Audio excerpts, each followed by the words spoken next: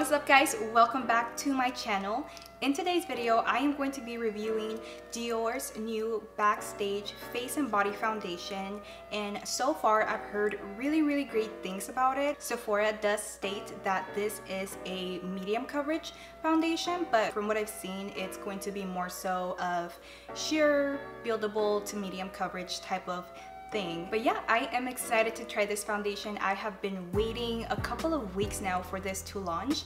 I think I even marked it on my calendar or something. On Sephora's website, it does state that this is going to be a sweat and waterproof foundation. It is a matte foundation, so I'm going to take some steps to make sure that my skin is really nice and hydrated and prepped to make this foundation work for me. And for today's review, I am going to be using two different applicators. I'm going to be using a sponge on the right side of my face and my Sigma F80 kabuki brush on the left side of my face. But before you get started, please make sure to subscribe down below for new videos every single week. Let's go ahead and jump straight into this review. So like I said, this foundation is going to be matte. So I am going to be using Korres' Wild Rose Smoothie Moisturizer, which also claims to be a primer, but I'm going to use this as my face moisturizer. Alright, so now my face is moisturized, and to add even more hydration, I'm going to be using my Marc Jacobs Coconut Face Primer, which is a really hydrating face primer. I think it's one of the most hydrating out of all of the ones that we have at Sephora. Some people that are dry skin, they don't like to wear matte products at all just because they feel like it dries them out, and I can see why they feel that way, but I feel like you can actually wear a matte product if you take steps to make sure that your skin is prepped, and that just has to do with adding as much hydration and moisture as you can before you apply any matte products. So I'm going to go ahead and swatch this first, and it holds up really nicely. It's not too runny, which I really like. To me, this almost feels like a tinted moisturizer, kind of like the Laura Mercier oil-free tinted moisturizer, if you know what that feels like. But it feels very smooth, it feels really nice, it doesn't feel uncomfortable like some matte products do, and it has a really pretty radiance. Like, I'm really liking that. I know some people really love to look nice and matte, especially people that tend to be more combo oily, but I love me some glow. So I like that this is a soft matte foundation, but that it still has some type of radiance to it. So I just zoomed you guys in a little bit so you have kind of a closer view to everything that's going on, and I'm going to be using my Sigma kabuki brush to start this application. I'm going to start on the left side here. Okay. I mean, it's not leaving any streaks behind with the brush, which is really nice. It also smells like the typical Dior foundation. And if you're wondering what a Dior foundation smells like, it smells like luxury. It smells really nice. It smells like, I don't know, like what a Chanel fragrance might smell like. Just very soft, almost slightly powdery. That's what it smells like. Okay, well, my first impression so far is that it's really nice and glowy. Like, we're talking, this is supposed to be a matte foundation, and I was expecting it to be matte. Like, I thought it was going to give me Lancome Tente Doll vibes in terms of the finish, but it's looking really glowy and radiant as opposed to satin-like, which I really like. And I like the coverage. I do feel like it's an actual medium coverage, or it's like a sheer medium coverage, but I am the type of person that I like to kind of hide some of the freckles I have going on here. So I'm just going to go in with a second layer all over my face, and I don't want to put on too much, but stick to the left side.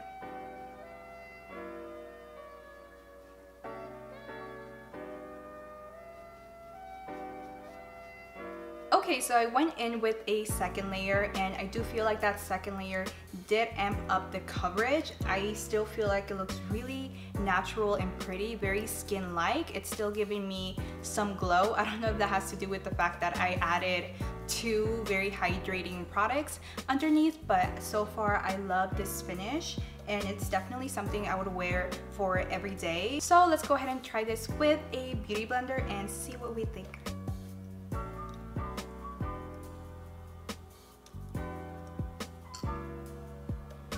So I feel like by using my beauty blender, it's immediately giving me more coverage, which is crazy. I don't know, like this side compared to this side. I do have 2 layers on this side, but yeah, I feel like it's more coverage, and because my beauty blender is really nice and damp, I also feel like it looks slightly more luminous. I feel like on this side, I was gonna say it looks slightly more dried down, but just kidding. I feel like it's definitely still looking really nice and radiant, but wow, beauty blender, just packing it on. Oh my god. What do you think? I don't know, I feel really happy so far. I feel like this beauty blender just did some wonders for me. It did a really good job at packing on the foundation. Again, I feel like it gave me more coverage on this side than it did when I used my brush. I don't know, I feel like I look radiant on both sides, but I feel like I look dewier on this half of my face, and I think that has to do with the fact that the beauty blender, the sponge, is really nice and damp, and there is quite a bit of water in it, and I just feel like it added some moisture into my foundation, which is probably why it's looking a lot more glowy on this side. But I really like this foundation already. I do want to mention that they came out with 40 shades, which is huge, especially for Dior. They're a very traditional brand, they're a French brand, and for them to make 40 shades, I feel like it's amazing.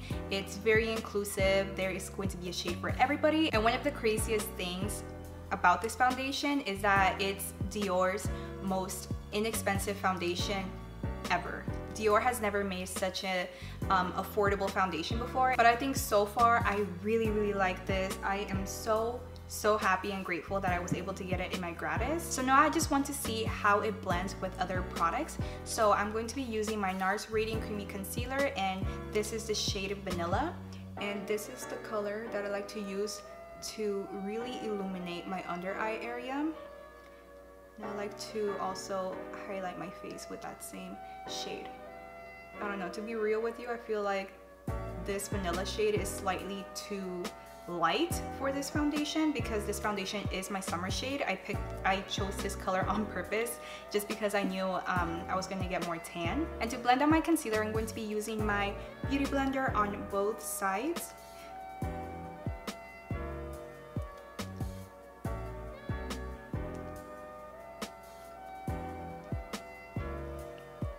Okay, it blended perfectly, and when I say perfectly, it's like, let me show you.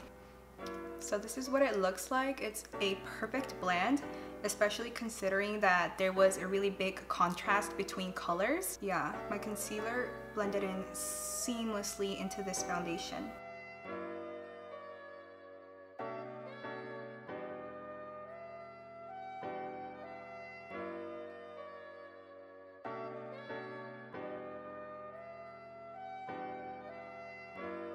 Okay, I am very pleased with the way it came out, how the foundation is looking. So now I'm just going to go ahead and set my face using my Laura Mercier loose setting powder.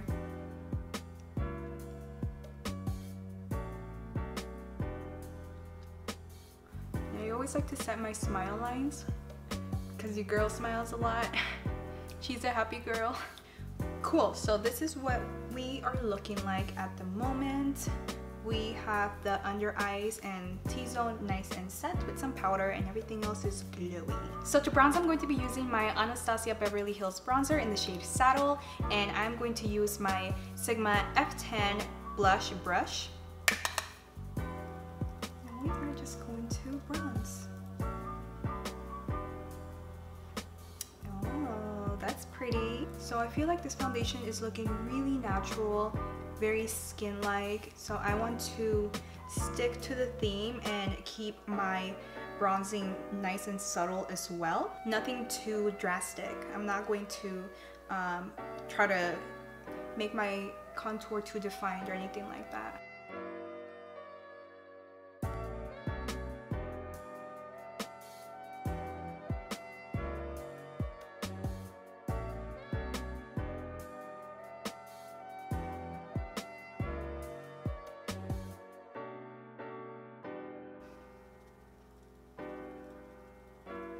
And to highlight, I'm going to be using my Makeup Forever Illuminating Powder in the shade 02, and I'm going to be taking my Sigma F35 brush, and we're just going to highlight.